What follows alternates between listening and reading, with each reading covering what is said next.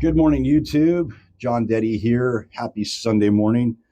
It's got to be like 10 o'clock right now. Just drinking some coffee. Got my sexy, that's the city I grew up in here in San Diego, Encinitas. And Pete's Coffee, Major Dickinson's blend, French press. Oh, nothing better. Hold on.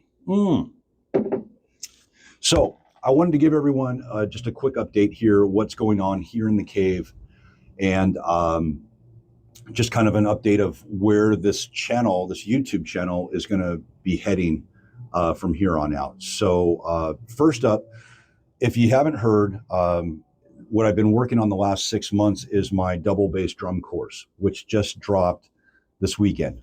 So it's available now, Double Bass Domination.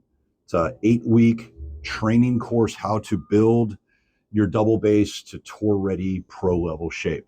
So the link's in the bio. You can check it out there.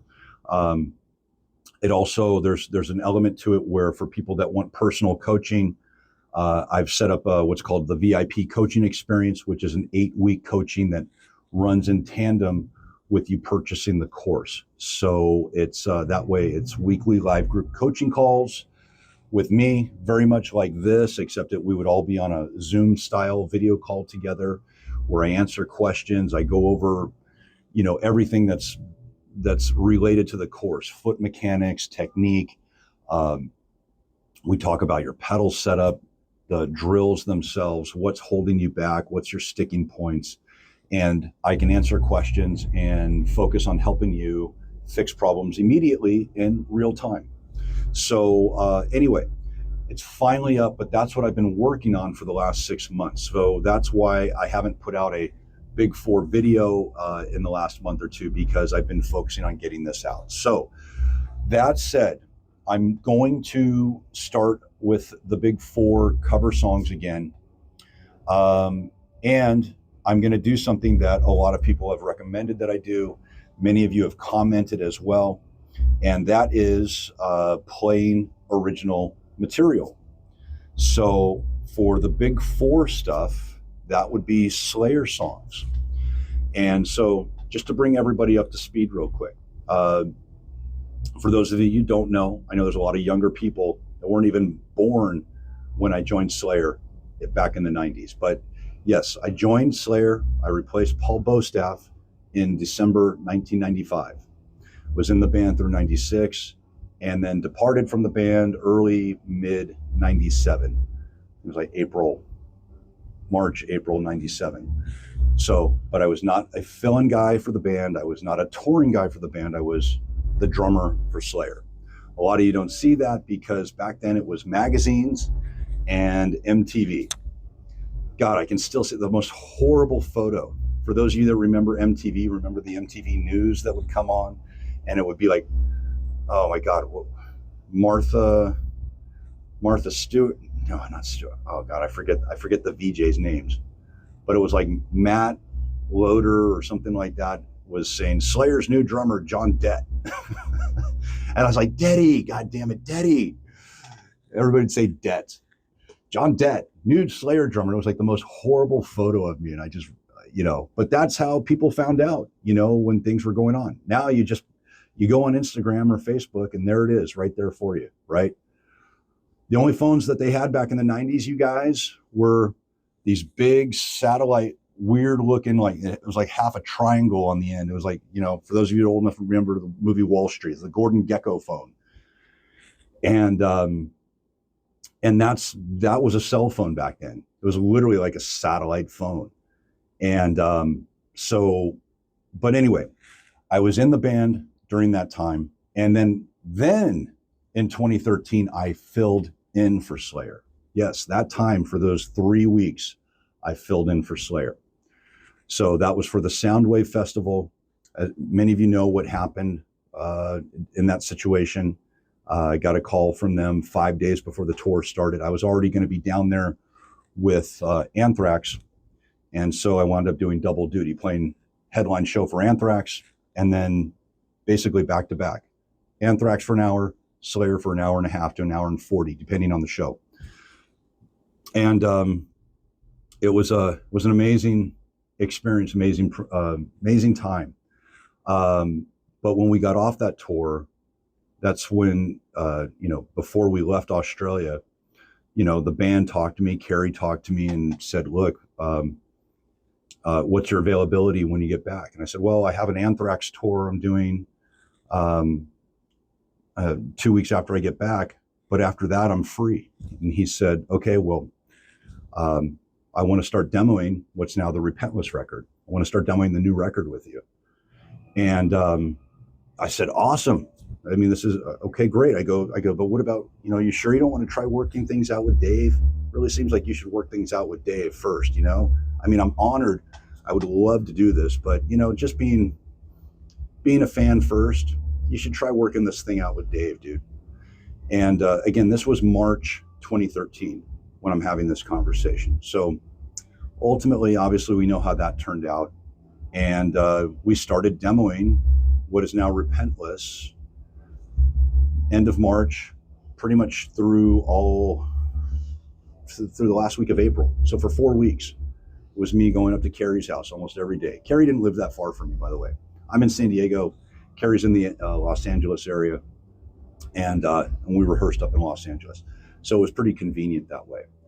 So anyway, I'm telling you guys all this because there are quite a few songs for Repentless and quite a few songs for the Diablos and Musica record that I have original drums to. So my thought was, why not do a song either off Repentless or songs, as I'm moving forward, off Repentless or off Diablos and Musica, but I will put my drums to it, not Paul's drums. So, but therein lies another challenge because I'm going to have to follow Paul's drums, but there's stuff that Paul does. Well, I should say there's stuff that I do that's completely different, especially on the Repentless record. There's a song called, one of the first songs that Carrie and I worked on was called, it's now known as Cast the First Stone. And, Paul goes into it with kind of like a beat, simple beat on the snare. It sounds great, but I do something completely different. I do like this tom, kind of almost like a chemical warfare build up before going into the double bass. So it's going to be interesting to try and play my drums while listening to a song that has no click track. It's the other most challenging thing about these big four songs. There's no click, which means I have to follow the natural tempo of Lars, of Dave, of Paul, of Charlie. It's if I was able to do it myself, one take, I'd be done. But it's like, oh shit, he's speeding up here, he's slowing down, and I have to chase that. So anyway, but nonetheless, the next big four song that's going to come out will be a Slayer song. It will be off one of those two records, and it will have my original drums. Okay, so hopefully you guys will enjoy that. And then also, for those of you that don't know, I actually recorded a record with an Australia band, really awesome band, called Meshiaak. And that record was, the record that I recorded with them was called Alliance of Thieves.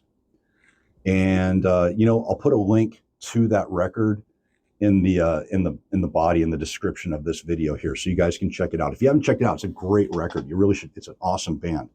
I'm kind of bummed that we didn't do more with it, because it was really, it seemed like it had something. But all my original drums are on that record. And so what I will probably do is a Meshiaak song moving forward in this big four theme kind of cover song recordings. So that will be I guess technically be a cover song, but it's not a cover song because it's straight up my drums.